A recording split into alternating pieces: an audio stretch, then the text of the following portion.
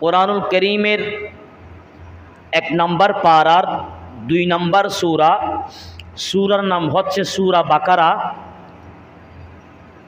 সূরা বাকারা শরীফের 37 নম্বর আয়াত। আল্লাহ বলছেন, বিসমিল্লাহির রহমানির রহিম, ফাতালাক্কা আদামু মির রাব্বিহি কালিমাতিন ফাতাবা আলাইহি ইন্নাহু হুয়াত তাওয়াবুর রহিম। জোরে বলুন সুবহানাল্লাহ। মাবুদ পরওয়ারদিগারে আলম, মহান রব্বুল আলামিন, আহকামুল হাকিমিন, মাবুদ পরওয়ারদিগারে আলম তিনি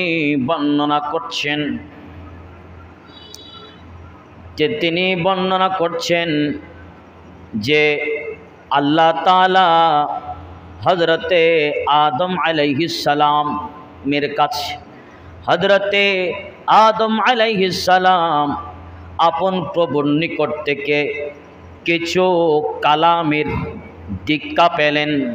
হযরতে আদম আলাইহিস সালাম কিছু কলমার মাধ্যমে আমার আল্লাহ তার তওবা কবুল করে।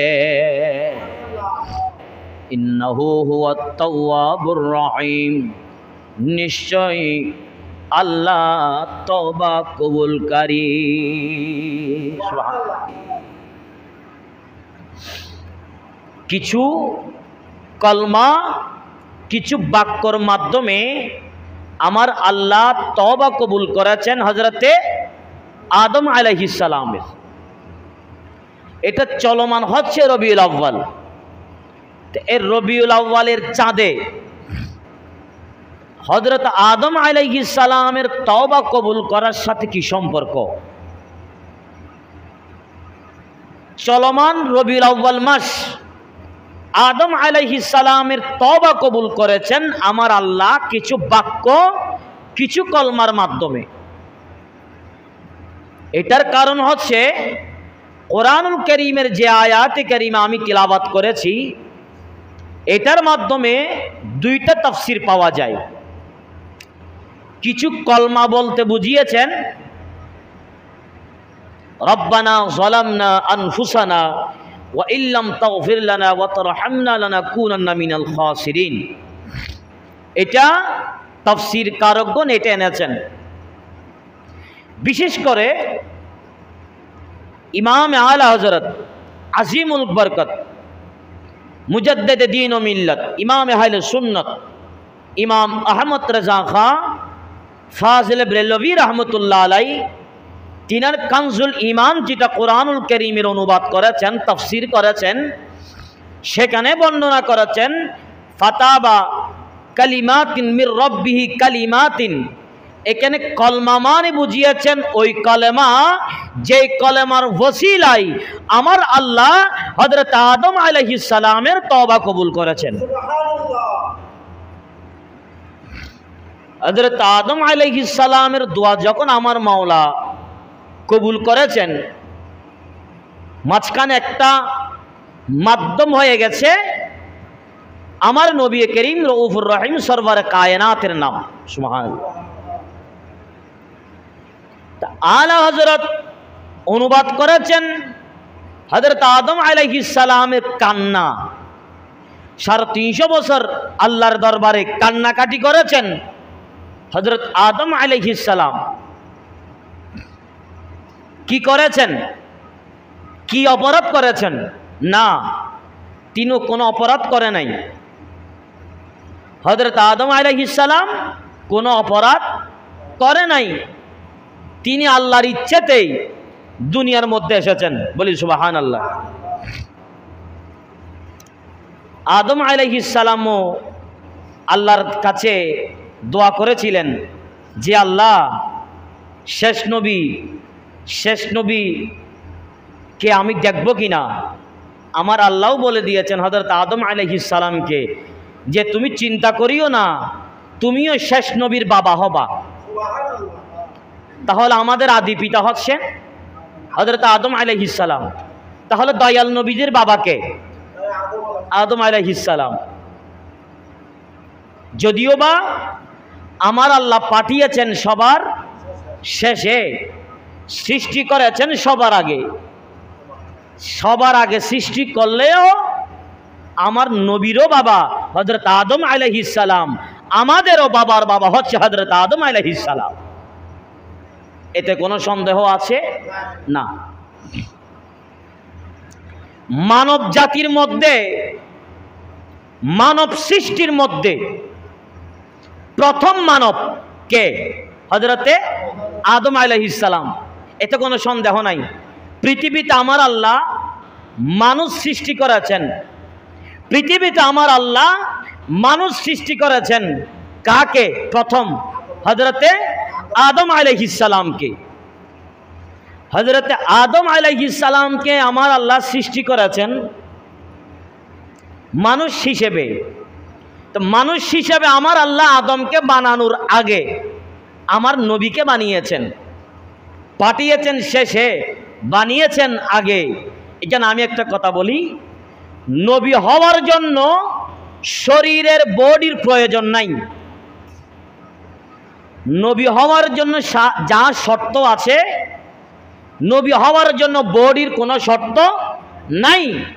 নবী হিসাবে এলান হওয়ার জন্য এটা নবী, এই নবীর পরিচিত লাভ করার জন্য শরীরের প্রয়োজন আছে। সুবহানাল্লাহ। আল্লাহ যদি বলেন আমি নবী বানিয়েছি, নূরের নবী বানিয়েছি, এখন ফেরেশতারা যদি বলে ইয়া মালিক ও মাওলা আপনি নবী বানাইছেন, কোথায় দেখা যাইতেছে না, তা মানুষ সেটা কিভাবে নবী মানবে? তো মানুষ নবী হিসেবে, নবীর নূরকে নবী হিসেবে মানার জন্য আমার আল্লাহ দুনিয়ার মধ্যে পাঠিয়েছেন বাবা আদম আলাইহিস সালামের মাধ্যমে। দুনিয়ার মধ্যে পাঠিয়েছেন আমার আল্লাহ দয়াল নবীজি। দুনিয়ার মধ্যে আমার আল্লাহ মানব সুরতে পাঠিয়েছেন। মানব সুরতে আমার আল্লাহ নবী হিসেবে দয়াল নবীকে যখন পাঠিয়েছেন, পাঠানোর রাস্তাটা ক্লিয়ার করেছেন হযরত আদম আলাইহিস সালাম। তাহলে আদম যদি না আসতেন তাহলে আমার নবী দুনিয়াতে আসতো? কথা বুঝবেন। আদম যদি দুনিয়াতে না আসলে আমার নবীজি মানব সুরতে দুনিয়ার মধ্যে আসতেন না। তো নবী যদি দুনিয়ার মধ্যে যদি না আসতো, আদম যদি না আসতো, দয়াল নবীজি আসতেন না। তো দয়াল নবীজি যদি না আসতেন তাহলে আমরা কোত্থেকে আসতাম? তাহলে আমরাও যদি না আসি, দয়াল নবীও যদি না আসে, আল্লাহ জান্নাত বানাইছে কার জন্য? বাবা আদম এবং হাওয়ার জন্য, আমাদের জন্য। তাহলে আমাদের জন্য যখন আমার আল্লাহ জান্নাত বানিয়েছেন, তাহলে নবীকে আসতে হবে। ওই আসার রাস্তাটা ক্লিয়ার করেছেন হযরত আদম আলাইহিস সালাম। এতে কোনো সন্দেহ নাই। অনেকেই বলে এটা নবীর ভুল নয়, হযরত আদম আলাইহিস সালাম দুনিয়ার মধ্যে এসেছেন, এটা হযরত আদম আলাইহিস সালামের ভুল নয়।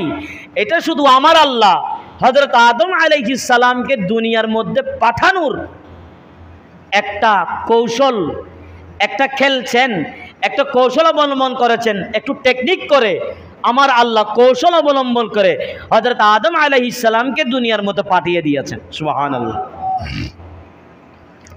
আর নাইলে আপনি চিন্তা করেন তো, আদম যদি না আসলে তিনি কোথায় থাকতেন? জান্নাতে। তো আদম যদি জান্নাতে থাকতেন, তো জান্নাতের মধ্যে কি প্রেগনেন্ট আছে? জান্নাতের মধ্যে কি ডেলিভারি আছে? কথা বলেন। তাহলে জান্নাতের মধ্যে ডেলিভারি নাই, জান্নাতের মধ্যে প্রেগনেন্ট নাই, জান্নাতের মধ্যে এগুলো কিছু নাই। এগুলো কোথায় আছে? দুনিয়াতে। কথা বলেন, কোথায় আছে? দুনিয়াতে। একজন গর্ভবতী হচ্ছে, তাও দুনিয়াতে। একজন প্রেগনেন্ট, তাও দুনিয়াতে। তাহলে এগুলো জান্নাতে নাই। তাহলে যখন প্রেগনেন্ট হওয়ার জন্য, গর্ভবতী হওয়ার জন্য দুনিয়াটা শর্ত, তাহলে আদম যদি না আসতেন হাওয়া কিভাবে আসতো? আদম এসেছেন, তাই আমার আল্লাহ আদমের সাথে হাওয়াকেও নামিয়ে দিয়েছেন। তাদের মাধ্যমে বংশ পরম্পরায় তাদের নসল দিয়ে, তাদের পবিত্র নসল দিয়ে, নূর থেকে আমার আল্লাহ হযরত আদম আলাইহিস সালামের বংশ থেকে দয়াল নবীজিকে পাঠিয়েছেন। অনেকে বলে যে আদম আলাইহিস সালাম ভুল করছে তাই আল্লাহর কাছে তওবা করছে। আরে পাগল, কথাগুলো বুঝে না। তা আদম যদি ভুল, আমি মনে করলাম ভুল করছে, আচ্ছা আদম আলাইহিস সালাম নাউজুবিল্লাহ এই ভুলটা যদি না করতো আজকে আপনারা মুসল্লি হিসেবে এখানে আসতে পারতেন? তাইলে তাহলে আদমকে আসতে হতো। আল্লাহ আমার নবীকে পাঠিয়েছেন, আমার নবীকে বানিয়েছেন। কেন? আমার আল্লাহ ছিলেন গোপন, আমার মাওলা ছিলেন গোপন। যখন মানব সৃষ্টির যখন উদ্দেশ্য হয়েছে, আমার আল্লাহ মানব সৃষ্টি করেছেন, তাহলে পৃথিবীতে সর্বপ্রথম সবার আগে প্রথম মানব হচ্ছে হযরতে আদম আলাইহিস সালাম। একটু জোরে বলি সুবহানাল্লাহ। আমাদের মধ্যে এই মানব সুরতে মনুষ্য জাতের মধ্যে অনেক ক্যাটাগরির অনেক ধর্মের মানুষ আছে না নাই? আরো জোরা বলেন আছে না নাই? আছে। তাহলে এদের বাবাকে, এদের বাবা হযরত আদম আলাইহিস সালাম। এখানে শুধু মুসলমানদের বাবা, শুধু মুসলমানদের বাবা হযরত আদম আলাইহিস সালাম, অন্যান্য ধর্মাবলম্বী যারা আছে তাদের বাবা আদম আলাইহিস সালাম নয়, এটা নয়।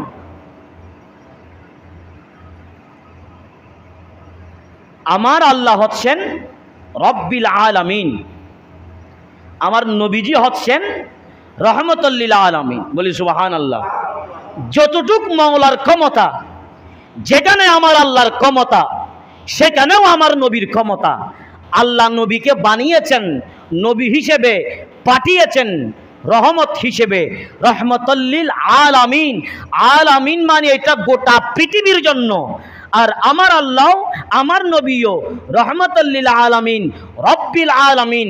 অর্থাৎ যতটুক মাওলার ক্ষমতা পর্যন্ত আছে ততটুকুই আমার নবীর ক্ষমতা, আমার নবীর রহমত। একটু জোরে বলি সুবহানাল্লাহ।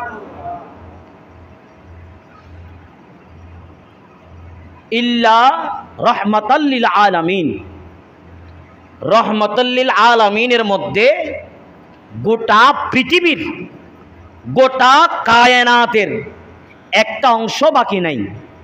বলেন একটা অংশ, আরো জোরে বলেন একটা অংশ বাকি নাই। যা আছে, যতগুলো জায়গা আছে, প্রত্যেকটা জায়গার মধ্যে, প্রত্যেকটা জায়গার জন্য, মহলের জন্য আমার নবীজি রহমত। একটু জোরে বলি সুবহানাল্লাহ।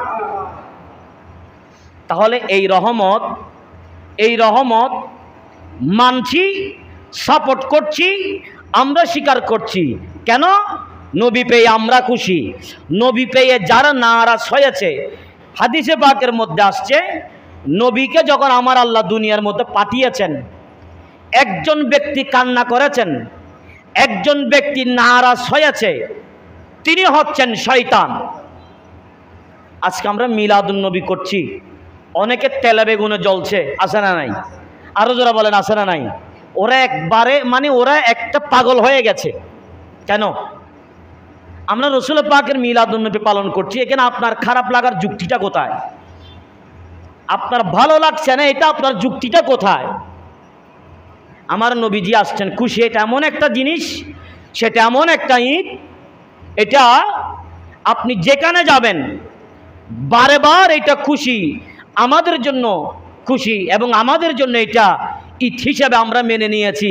তাই আজকে গোটা পৃথিবীতে, গোটা কায়নাতে যেখানে টুপিওয়ালা আল্লাহর নবীর ঈমানওয়ালা যে সমস্ত বান্দারা আছেন, তাদের নসিবের মধ্যে আজকে গোটা কায়নাতে একেবারে ১৫০০তম পবিত্র ঈদে মিলাদুন নবী পালন হচ্ছে। কয়তম বললাম? ১৫০০, ১৫০০। বলেন কততম? ১৫০০তম। আজকে রসুল করিম রউফুর রহিমের মিলাদুন নবী পালন হচ্ছে। আল্লাহ আমাদের বুঝার তৌফিক দান করুক, প্রত্যেকে বলি আমিন। তিনি হচ্ছেন রসুল করিম রউফুর রহিম সাল্লাল্লাহু তাআলা আলাইহি ওয়া আলিহি ওয়াসাল্লাম। নবীজি দোয়া, নবীজির ওসিলায় হযরত আদম আলাইহিস সালামের তওবা কবুল করেছেন। এর পরের অংশে আমার আল্লাহ বলে দিয়েছেন, ইন্নাহু হুয়াত তাওয়াবুর রহিম, নিশ্চয়ই আমি আল্লাহ তওবা কবুলকারী এবং দয়াশীল। এখানে ইন্নাহু শব্দটা যখন এসেছেন এটা কনফার্ম, এখানে অবিশ্বাস করার কোনো যুক্তি নাই। তাহলে আমার আল্লাহ যা বলেছেন, যা করেছেন সব কিছু একজন বান্দার জন্য এটা সবচেয়ে বড় নিয়ামত। একজন মুমিন বান্দা যত বড় পাপী হোক না কেন, একজন মুমিন বান্দা যত গুনাহ করুক না কেন, ওই বান্দার তওবা কবুল করবেন আমার আল্লাহ পাক সুবহানাহু ওয়া তাআলা। আল্লাহ আমাদের বুঝার তৌফিক দান করুক, প্রত্যেকে বলি আমিন। প্রিয় ভাইয়েরা আমার, রসুল করিম রউফুর রহিম সরওয়ার কায়নাতের ওসিলায় আমার আল্লাহ তওবা কবুল করেছেন হযরত আদম আলাইহিস সালাম, পাঠিয়েছেন আদম এবং হাওয়া আলাইহিস সালামকে, দুইজনকে পাঠিয়েছেন দুই জায়গায়। এটা মাঝখানে অনেক লম্বা আলোচনা আছে, এই আলোচনার মধ্যে ঢুকলে আলহামদুলিল্লাহ আপনাদেরও মজা লাগবে। এটার কোনো শেষ, এটার শেষের কোনো কুল কিনারা নাই। আল্লাহ পাঠিয়ে দিয়েছেন, আমার আল্লাহ নিষেধ করেছিলেন গুন্দুম ফল না খাওয়ার জন্য। হযরত আদম আলাইহিস সালাম, হাওয়া আলাইহিস সালাম খেয়েছেন, তো খাওয়ার কারণে আমার আল্লাহ পাঠিয়ে দিয়েছেন। তো খাওয়ার কারণেই তো আজকে আমরা দুনিয়াতে আসছি। ওই ফলের সামনে না যাওয়ার জন্য বলেছেন। আচ্ছা আপনারা বলেন, আমার আল্লাহ আদমকে বানিয়েছেন, তাহলে আদমের শক্তি, আদমকে শক্তি দিয়েছেন কে? আরো জোরা বলেন, শক্তি দিয়েছেন কে? আল্লাহ। আচ্ছা এখন আপনারা আমাকে বলেন, আল্লাহর হুকুম ছাড়া একটা গাছের পাতা পর্যন্ত নড়ে না, ঠিক না বেঠিক? এটা আপনাদের আমাদের আকীদা। একটা বিপদ হয়েছে বলে এটা আল্লাহ করেছেন, শান্তির মধ্যে আসছেন, রহমত প্রাপ্ত হয়েছেন, খুশি হচ্ছেন, যাকে এটা আল্লাহ আমার জন্য করেছেন। তার মানে আপনার আকীদা এটা আল্লাহর তরফ থেকে, এটা আপনার জন্য আমার জন্য আসছে। যদি আল্লাহর ইশারা ছাড়া একটা গাছের পাতা পর্যন্ত যদি না নড়ে, কথা বুঝতেছেন আপনারা? আল্লাহর হুকুম ছাড়া একটা গাছের পাতা যদি না নড়ে, তাহলে আদম আলাইহিস সালাম যখন গুন্দুম ফল খেয়েছেন তখন আমার মাওলা কোথায় ছিলেন? তাহলে বুঝতে হবে আমার আল্লাহর হুকুমেই কৌশলগতভাবে, টেকনিক করে, পলিটিক্স করে আমার আল্লাহ আদমকে ওই গুন্দুম ফল খাওয়ার জন্য বলেছেন, খেয়েছেন, খাইতে নিষেধ করেছেন। কেন খাইলেন? আমি বলবো সেটাও মাওলা তৌফিক দিয়েছে। তা আমার আল্লাহর হুকুমে ওই গুন্দুম ফল খেয়েছে। গুন্দুম ফল খাওয়ার কারণে অনেক কারণ আছে, এটা আমি আপনাদেরকে মাত্র দুই একটা বললাম। বিভিন্ন তাফসীর কারকগণ এক এক নিয়ম করে বলেছেন, খুব মজা করে বলেছেন। তাহলে ওই গুন্দুম ফল খাওয়ার কারণে যদি আদম আলাইহিস সালাম যদি দুনিয়ার মধ্যে আসতে পারে, তাহলে আজকে আমরা দুনিয়ার মধ্যে আসলাম, এটা আদম আলাইহিস সালামের অবদান। আদম আলাইহিস সালাম যদি না আসতেন, দয়াল নবীকে আমরা কোনোদিন মানব সুরতে পেতাম না।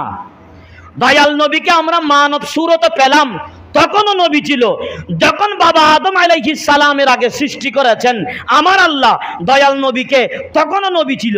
কেন? নবী হওয়ার জন্য শরীরের বডির প্রয়োজন নাই। নবী হওয়ার জন্য শরীরের বডির প্রয়োজন নাই।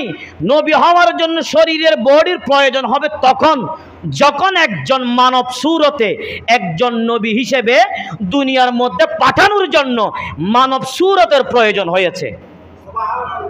তাহলে আমার আল্লাহ বলেছেন না কোরআনুল কারীমের মধ্যে, কুল ইন্নামা আনা বাশারুম, কুল, হে নবী আপনি বলে দিন আমি নবী তোমাদের মতো মানুষ, আমি নবী তোমাদের মতো। হে নবী আপনি বলে দিন মিসলুকুম ইউহা। তাহলে বলে দিয়েছেন, সরাসরি আল্লাহ বলে নাই। সরাসরি কথা বলেন, সরাসরি আল্লাহ বলা নাই, নবীর মাধ্যমে বলিয়েছেন। তো নবীর মাধ্যমে বলার কারণ এখানে অনেক কারণ আছে। আল্লাহ যদি বলেন, আল্লাহ যদি আমার নবীকে হ্যাঁ নবী আপনি বলে দিন, এটা বলবে না। এখানে যদি সরাসরি যদি আমার আল্লাহ যদি বলে দিতেন, কুল শব্দটা বাদ দিয়ে আনা বাশারুম মিসলুকুম ইউহা, আমার আল্লাহ যদি মিসলুকুম কুল এই দুইটা শব্দ যদি বাদ দিতেন, তাহলে মওলা সরাসরি বলতেন আমার নবীকে, মওলা সরাসরি বলতেন আমাদেরকে, এই নবী আমি আল্লাহ বলছি, এই নবী তোমাদের মতো মানুষ। তা আমার আল্লাহ বলে নাই, নবীর মাধ্যমে বলিয়েছেন। বুঝতে হবে এখানে আল্লাহ বললে সার্টিফিকেট হয়ে যায়। আল্লাহ বললে যদি সার্টিফিকেট হয়ে যায়, মওলা নবী বলার কারণে এত ফিতনার মধ্যে, নবী বলার কারণে আজকে মানুষ বিশ্বাসই করছে না। অনেকেই বলছে নবী আমার মতো আপনার মতো নাপাক রক্ত থেকে তৈরি হয়েছে। নাউজুবিল্লাহ। কোথায় মানব সুরত আর কোথায় নাপাক রক্ত থেকে সৃষ্টি। আল্লাহ আমাদের বুঝার তৌফিক দান করুক, প্রত্যেকে বলি আমিন। আমার নবীজি সরওয়ার কায়নাত যে বংশ দিয়ে এসেছেন, এটার মধ্যে আমাদের মধ্যে একটা ইখতিলাফি আছে। আল্লাহ যদি তৌফিক দান করলে আগামী জুমায় এই ইখতিলাফটা, এই সমস্যাটা আমি আপনাদেরকে সমাধান করাবো, আল্লাহ যদি আমাকে যদি তৌফিক দান করে ইনশাআল্লাহ। আপনারা আমরা জানি যেই রাস্তা দিয়ে নবীজি আসছে, যে বংশ দিয়ে নবীজি আসছে, ওই বংশের মধ্যে নাফাকি আছে। কথা বলেন, ওই বংশের মধ্যে নাফাকি আছে? তা ওই বংশের মধ্যে মিথ্যাবাদী আছে? তো না। তাহলে আমার নবীজির যে ধারা এসেছেন, এটার মধ্যে আর একটা ইখতিলাফ আছে, যদিও সেটা আপনারা জানেন, কোনোদিন সেটা আপনারা একটু মনোযোগ দেন নাই। আমি আগামী সপ্তাহে এই বিষয়টা নিয়ে আমি আর একটু বিস্তারিত লম্বা আলোচনা করার জন্য চেষ্টা করব। আল্লাহ পাক সুবহানাহু ওয়া তাআলা আমাদের বুঝার তৌফিক দান করুক, প্রত্যেকে বলি আমিন। তাহলে ইমামে আলা হযরত আজিমুল বরকত মুজাদ্দিদে দ্বীন ও মিল্লাত ইমামে আলা হযরত আহমদ রাজা খান ফাজলে ব্রেলভী রহমতুল্লাহ আলাইহি তিনি বর্ণনা করেছেন কলমা মানি কালেমা। কিছু কলমা মানি কিছু শব্দ, কিছু শব্দ মানে ওই শব্দ যেই শব্দ আরশে মুআল্লার চৌকটের উপরে লেখা ছিল, সেটার কারণে আমার আল্লাহ হযরত আদম আলাইহিস সালামের দোয়া কবুল করেছেন। আদম আলাইহিস সালামের দোয়া কবুল করেছেন। কবুল করার সাথে সাথে আমার আল্লাহও ক্ষমা করে দিয়েছেন। আমার আল্লাহ হযরত হাওয়া আলাইহিস সালামের সাথে, হযরত আদম আলাইহিস সালামের সাথেও আবার তাদেরকেও আমার আল্লাহ আবার একত্র করে দিয়েছেন। তাদের মাধ্যমেই আজকে বংশ পরম্পরায় আজকে মানব সৃষ্টি হয়েছে হযরত আদম আলাইহিস সালাম থেকে। একটু জোরে বলি সুবহানাল্লাহ। তাহলে নবীজিকে সৃষ্টি করেছেন আমার আল্লাহ একেবারে সৃষ্টির সবার আগে। কেন সৃষ্টি করেছেন? যাতে মাওলার পরিচয় নবীর মাধ্যমে পাওয়া যায়। তাহলে দেখবেন আমার নবী সরওয়ারে কায়নাতের যেই নাম মুবারক আমার আল্লাহ সৃষ্টি করেছেন, এরপরে অন্যান্য নবীদেরকে সৃষ্টি করেছেন। পাঠানোর ক্ষেত্রে যখন হযরত আদম আলাইহিস সালামকে যখন সবার প্রথম বানিয়ে দিয়েছেন, তার নসল দিয়ে বংশ দিয়ে ওই নূরটা হযরত ইব্রাহিম আলাইহিস সালামের নসলের মাধ্যমে আমার নবীজি হযরত আব্দুল মুত্তালিব রাদিয়াল্লাহু তাআলা আনহু থেকে তার সন্তান হযরত আব্দুল্লাহ রাদিয়াল্লাহু তাআলা আনহুর মাধ্যমে মা আমেনা রাদিয়াল্লাহু তাআলা আনহার শেকেম মুবারক থেকে আমার নবীজির আবির্ভাব হয়েছে। তাহলে বাবা ছিলেন হযরতে আদম আলাইহিস সালাম। শুরু একেবারে আদম আলাইহিস সালাম আমাদের নবীরও বাবা। কথা বলেন, আদম আলাইহিস সালাম আমাদের নবীরও বাবা, সমস্ত নবীদের বাবা, এতে কোনো সন্দেহ নাই। যদি বলে না আমার নবীর বাবা হযরত আদমকে মানি না, তো যদি না মানেন আদমের বাবাকে, প্রশ্ন আছে না? তাহলে পৃথিবীতে প্রথম মানব সৃষ্টি, প্রথম বাবা হযরত আদম আলাইহিস সালাম। আর আমরা সকলেই জানি আদম আলাইহিস সালামের বাম পাজর থেকে হযরত হাওয়া আলাইহিস সালামকে সৃষ্টি করেছেন। তাহলে ছেলেদের মেজাজ, পুরুষদের মেজাজ, মহিলাদের মেজাজের মধ্যে তফাৎ আছে। আমার নবীজি বলেছেন মহিলারা সৃষ্টিগতভাবে তাদের রগ একটা বাঁকা, তাদেরকে সারাদিন আপনি বুঝাবেন, মগর আপনারা উল্টা বেইজ্জত করি সারবে, কোনোদিন বুঝবে না। এটা মহিলার মেয়ের জাত, কোনোদিন বুঝবে না। আপনার লেখাপড়ার আপনার অনেক টাইটেল, আপনার হাজার হাজার শত শত কোটি ছাত্র আছে, ছাত্রছাত্রীরা আপনাকে দেখলে মাথা ঝুঁকাই দেয়। কেন? আপনার কাছে এলম আছে, আপনার কাছে জ্ঞান আছে। এখন আপনি এত বড় একজন জ্ঞানী মানুষ, দেখি আপনি আপনার বউকে কয়টা বুঝাইতে পারছেন। উল্টা আপনাকে শিখাই ছাড়বে আপনার বউ, আছে না নাই? আপনি কোনোদিন বুঝাইতে পারবেন না। তাহলে মেয়ের একটা জাত, পুরুষের একটা জাত। তাহলে আদম আলাইহিস সালাম থেকে সৃষ্টি করেছেন হযরত হাওয়া আলাইহিস সালামকে। তাহলে হাওয়া আলাইহিস সালামকে সৃষ্টি করেছেন আমার আল্লাহ হযরত আদম আলাইহিস সালাম থেকে। তার মানে নবীর বাবা হযরতে আদম আলাইহিস সালাম। তাহলে ওই বংশ পরম্পরায় যেই নূর আমার আল্লাহ আমানত রেখে যতটুক যেইভাবে আমাদের জন্য দুনিয়ার মধ্যে আবির্ভাব হয়েছে, তাহলে ওই নূর আমানত রেখেছেন। ওই নূর একেবারে যেইভাবে আসা প্রয়োজন সেইভাবে এসেছেন, সেটাও আমার আল্লাহর ইশারা। একটু জোরে বলি সুবহানাল্লাহ। মক্কায়ে মুআজ্জামা আবাবিল পাখির মাধ্যমে আল্লাহর ঘর খানায়ে কাবাকে রক্ষা করেছেন কে? আরো জোরে বল, রক্ষা করেছেন কে? ওই খানায়ে কাবার খাদেম ছিল কে? দয়াল নবীজির দাদা যান হযরতে আব্দুল মুত্তালিব রাদিয়াল্লাহু তাআলা আনহু। আপনারা আমরা প্রত্যেকেই জানি, ওই আব্রাহা বাদশাহ যখন খানায়ে কাবায় আক্রমণ করার জন্য আসছেন, তখন মা আমেনা রাদিয়াল্লাহু তাআলা আনহার গর্ভে আমার নবীজি আছেন। সুবহানাল্লাহ বলেন। আমার নবীজি তখন কোথায় ছিলেন? মা আমেনার গর্ভে। কথা বুঝতেছেন আপনারা? কথা কি বোঝা যায়? দেখেন, মা আমেনা রাদিয়াল্লাহু তাআলা আনহার শেকেম মুবারকে যখন আমার নবীজি ছিলেন, তখন আব্রাহা বাদশাহ খানায়ে কাবায় হামলা করার জন্য আসছিল। তখন মা স্বামী তো নাই, স্বামী মানে হযরতে আব্দুল্লাহ রাদিয়াল্লাহু তাআলা আনহা। হযরত আব্দুল্লাহ রাদিয়াল্লাহু তাআলা আনহু দুনিয়া থেকে পর্দা করেছেন। দুনিয়া থেকে পর্দা করার আগে আমার আল্লাহ মা আমেনা রাদিয়াল্লাহু তাআলা আনহার পেটের মধ্যে আমার নবীকে পাঠিয়ে দিয়েছেন। সুবহানাল্লাহ। তাহলে আমার নবী যখন দুনিয়াতে আসছেন, তখন কি জীবিত অবস্থায়, জাহেরি অবস্থায় তার আব্বাজান খাজা এই আব্দুল্লাহ কি ছিলেন? না, তিনি তখন পর্দা ছিলেন। তাহলে দয়াল নবীজি পেট মুবারকের মধ্যে ছিলেন। তখন তার শ্বশুর ছিল হযরত আব্দুল মুত্তালিব রাদিয়াল্লাহু তাআলা আনহু। আব্রাহা বাদশাহ খানায়ে কাবায় আক্রমণ করবে, কথা বুঝেন, খানায়ে কাবায় আক্রমণ করবে। তখন পৃথিবীর, আপনারা আমরা সবাই জানি, পৃথিবীর অন্যতম শ্রেষ্ঠ সর্দার হচ্ছে আমার নবীজির দাদা খাজা আব্দুল মুত্তালিব। বলি সুবহানাল্লাহ। আমার নবীজি হযরতে আব্দুল মুত্তালিব রাদিয়াল্লাহু তাআলা আনহু হযরত মা আমেনা রাদিয়াল্লাহু তাআলা আনহাকে বলছেন যে আম্মা জান, ছেলের বউকে শ্বশুর কি বলে? আম্মা জান বলে না, কথা বলে না, আম্মা জান বলে না। কারণ ছেলের বউ শ্বশুরকে কি বলে? আব্বা বলে, আব্বু বলে। যে হযরত আব্দুল মুত্তালিব রাদিয়াল্লাহু তাআলা আনহু মা আমেনা রাদিয়াল্লাহু তাআলা আনহাকে বলছেন যে আম্মা জান, চলো আমরা একটু খানায়ে কাবার গিলাফ ধরে আমরা আল্লাহর কাছে বলবো। আমি বলবো, তুমি আমেনা মা তুমি আমিন বলবা। বলে কেন আমি আমিন বলবো?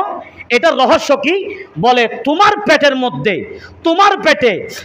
পেটের মধ্যে আমার মাওলা এমন এক নূর দান করেছেন, অল্প কিছুদিনের মধ্যেই ওই নূর প্রকাশ পাবে। ওই নূরের উসিলাই, ওই নবীর ওসিলাই আমি আব্দুল মুত্তালিব দোয়া করছি যাতে এই আল্লাহর ঘর খানায়ে কাবা নিরাপদ থাকে। তাহলে নিরাপদ রাখবেন কার ওসিলাই? বলেন নবীর ওসিলাই। বলেন কার ওসিলাই? আরো জোরে বলেন কার ওসিলাই? নবীর ওসিলাই। আমার নবীজি দোয়া করেছেন, হযরত আব্দুল মুত্তালিব রাদিয়াল্লাহু তাআলা আনহু দোয়া করেছেন, আমিন বলেছেন। যতগুলো সর্দার, ওই সর্দার হযরত আব্দুল মুত্তালিব রাদিয়াল্লাহু তাআলা আনহুর ওই খানায়ে কাবার আশেপাশে যেই সমস্ত মুসলমানরা ছিল, সবাই দোয়া করেছেন, সবাই আল্লাহর কাছে ফরিয়াদ করেছেন, সবাই আমিন বলেছেন। মুনাজাতের ইমাম ছিল খাজা আব্দুল মুত্তালিব, আমার দয়াল নবীজির দাদা দোয়া করেছেন, মা আমেনা আমিন বলেছেন। সমস্ত এলাকার মধ্যে যতগুলো যারা ছিল, মুসলমান যারা ছিল, সবাই আমিন বলেছে। ওই আমিন বলার কারণে আল্লাহর ঘর আমার নবীর ওসিলাই দোয়া করার কারণে ওই আব্রাহা বাদশাহ ধ্বংস হয়ে গেছে, খানায়ে কাবাও নিরাপদ হয়ে গেছে। তাহলে যেই সময় আপনারা কোরআনুল কারীমের মধ্যে একটা আয়াত আছে সূরা ফিল, আল্লাহ বলছেন আলাম তারা কাইফা ফাআলা রাব্বুকা বিআসহাবিল ফিল, হ্যাঁ নবী আপনি জানেন না, ইয়া রাসূলুল্লাহ আপনি জানেন না আমি ওই আবাবিল পক্ষীর মাধ্যমে তাদেরকে কি শাস্তি দিয়েছি? তো জানেন না মানে কি বোঝা যাচ্ছে আমার নবী দেখেছেন। তো আমার নবী তো তখন দুনিয়াতে আসে নাই। আরে ভাই দুনিয়াতে আসে নাই সেটা তো ঠিক আছে, কিন্তু তখন তো আমার নবী তো মায়ের গর্ভে ছিলেন। আমার নবী যে মায়ের গর্ভে ছিলেন, মা আমেনা রাদিয়াল্লাহু তাআলা আনহার শেকে মুবারকে ছিলেন। আপনারা তাফসীর কারকগণ আরো মজা করে লিখেছেন, ওই যে লৌহে মাহফুজের যে কলম আছে ওই কলমটা পর্যন্ত আমার নবীজি মা আমেনা রাদিয়াল্লাহু তাআলা আনহার গর্ভ থেকে পর্যন্ত দেখেছেন। হযরত মা আমেনা বলেছিলেন, আমি আমেনার রেহেম থেকে যখন দয়াল নবীজির নূর যখন প্রকাশ পাচ্ছে আমি নিজে দেখেছি তিনটা পতাকা, একটা হচ্ছে খানায়ে কাবার ছাদে, আর একটা হচ্ছে পূর্বে, আর একটা হচ্ছে পশ্চিম। আপনারা আমরা সবাই জানি বাচ্চা যখন প্রসব হয় তখন কি খোলা ময়দানের মধ্যে হয় নাকি আমরা অনেক সময় একটু নিরাপত্তা দেই? আরো জোরা বলেন। নিরাপত্তা দেই। নিরাপত্তা কিভাবে হয়? কাপড়ের মাধ্যমে। কথা বুঝবেন, বেয়াদবি নেবেন না। কাপড়ের মাধ্যমে অথবা চার দেওয়ালের মাধ্যমে। মেডিকেলের মধ্যে যদি বাচ্চা যদি প্রসব হয় সেখানে নিরাপদ বিল্ডিং, সেখানে নিরাপদ হচ্ছে চার দেওয়াল। ঘরের মধ্যে যদি বাচ্চা যদি প্রসব করে সেখানেও চার দেওয়াল, চাই সেটা বেড়া হোক, সেটা টিন হোক, সেটা মাটি হোক, সেটা পাকা হোক, যেভাবে হোক একটা নিরাপদ। এর চাইতে যদি আরো গরিব যদি হয় একেবারে কাপড়ের মাধ্যমে নিরাপত্তা দেয়, ঠিক না বেঠিক? সেটাও যদি না থাকে, মা আমেনা রাদিয়াল্লাহু তাআলা আনহা বলছেন আমি দাত্রী মা দেখেছি, এমন দাত্রী মা, আমি দাত্রী মা দেখেছি বিবি আসিয়াকে, আমি দাত্রী মা দেখেছি জান্নাত থেকে এমন কিছু মহিলারা আসছে যেই মহিলারা আরবের তৎকালীন সময়ের লম্বা লম্বা মহিলা মানে একেবারে যেই মহিলার লম্বা ছিল একেবারে তাল গাছের মতো, সুবহানাল্লাহ বলেন, একেবারে তাল গাছের মতো, সুপারি গাছের মতো লম্বা আমি হুর দেখেছি। তারা আসছে আমার নবীকে যেভাবে দুনিয়াতে আবির্ভাব হয়েছে আমার নবীর নিরাপত্তা দিয়েছেন, সিকিউরিটি ছিল জান্নাত থেকে মহিলারা, সেখানেও অন্যতম ছিলেন হযরত বিবি আসিয়া রাদিয়াল্লাহু তাআলা আনহা। তাদের মাধ্যমে সন্তান প্রসব অর্থাৎ সন্তান দুনিয়াতে আসছে। তিনি বলেন আমি পুরা হুঁশ হারিয়ে ফেলেছি, আমাকে এমন একটা শরবত দিয়েছে আমি যখন তৃষ্ণার্ত হয়েছিলাম। আর আমার মা আমেনা রাদিয়াল্লাহু তাআলা আনহা এমন বাচ্চা জন্ম দিয়েছেন, এমন বাচ্চা প্রসব হয়েছে, এক ফোঁটা রক্ত নাই। সুবহানাল্লাহ বলেন না, এক ফোঁটা রক্ত নাই। এরপরে মা আমেনা বলেন আমি তৃষ্ণার্ত হয়েছি, আমি এমন একটা পানি আমাকে পান করিয়েছেন যেই পানি একেবারে ঠান্ডাও না, যেই পানি একেবারে মিষ্টিও না, যেই পানি একেবারে দুধের মতোও না, এমন একটা জিনিস আমি মা আমেনা রাদিয়াল্লাহু তাআলা আনহাকে পান করেছে। মুহূর্তের মধ্যে সমস্ত কষ্ট, মুহূর্তের মধ্যে সমস্ত পেরেশানি দূর হয়ে গেছে। আমার নবীজি, আমার মা আমেনা বলছেন অন্যান্য সন্তান জন্ম দেওয়া, অন্যান্য সন্তান হলে যেভাবে অনুভব হয় আমি মা আমেনা রাদিয়াল্লাহু তাআলা আনহার সেই অনুভবটা হয় নাই। একটু জোরে বলি সুবহানাল্লাহ।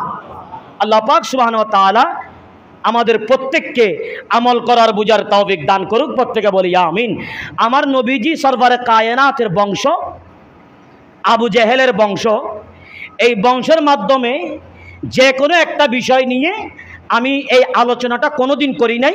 আল্লাহ যদি তৌফিক দান করলে এটা আমি আগামী জুমায় আলোচনা করার জন্য চেষ্টা করব, কারণ এটা আরেকটা স্টাডি করার প্রয়োজন আছে।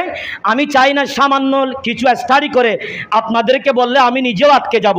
তাই আমি আল্লাহর কাছে চাই আমি আরেকটু এই বিষয়টা নিয়ে স্টাডি করি। আমার নবীজির বংশটাকে একেবারে কোরআনুল কারীম বলছেন পৃথিবীতে হযরত আব্দুল্লাহ ইবনে আব্বাস রাদিয়াল্লাহু তাআলা আনহুর মতো কোন মুফাসসির আছে? হযরত আব্দুল্লাহ ইবনে আব্বাসের মতো কোন মুফতি আছে? হযরত আব্দুল্লাহ ইবনে আব্বাসের মতো কোন মুফাসসির আছে? তো তিনি বলছেন আমার নবীর নূর মুবারক যাদের মাধ্যমে দুনিয়ার মধ্যে এসেছেন তারা প্রত্যেকেই ছিল জান্নাতি, প্রত্যেকেই ছিল রুকুকারী এবং সেজদাকারী ঈমানদার মুমিন বান্দা। এটা হচ্ছে কোরআনের তাফসির। এরপর আমি যদি আরেকটু সামনের দিকে যদি আগায় যাইতে পারি, আরও সেখানে ইনশাআল্লাহ আলোচনা হবে। আল্লাহ পাক সুবহানাহু ওয়া তাআলা আমাদের বুঝার তৌফিক দান করুক।